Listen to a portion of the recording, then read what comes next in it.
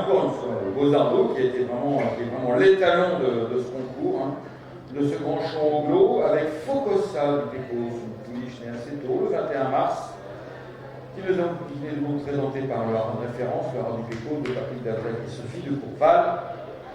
La mère Flanelle du Pecos a frôlé la victoire au Black Tie, mais elle a été plusieurs fois deuxième et placée, deuxième de la poule d'essai notamment, qui fait une maison de la 37,5, de Marsan.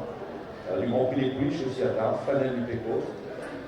Présente ici son troisième produit, et Flanelle du Pecos, qui suit la grande foule du Pecos, hein, bien sûr, parce que c'est la sœur de Feeling du Pecos, un lauréat du prix du ministère de l'agriculture à 37,5%. Effectivement, c'est une jument Focossa du Pecos qui a un fort pourcentage anglo-arabe, 55,76. Allez, on va marcher. Tout à l'heure, Rudy Carly nous rappelait que Beaux-Arts était un étalon qui avait plus de 50%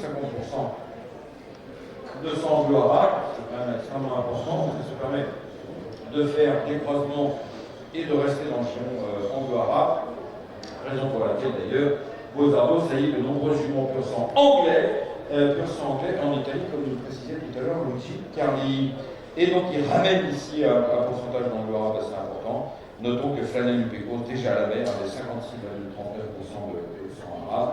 Et donc, on a d'ailleurs un modèle très pur sang arabe ici, avec une tête fine, érassée et expressive, qui témoigne bien sûr d'un pourcentage d'anglo-arabe assez important. Allez, on va enchaîner au trot avec cette nièce, le Feeling du Pecos, et je n'avais pas cité encore Firenze du Pecos, une pouliche des noms du Grand Prix des pouliches sont à 37,5% à Tarbes, le jour du mois de l'année octobre, hein, la grande journée d'Angleterre qui va se dérouler dans un mois. David Dumais parmi nous, bonjour David,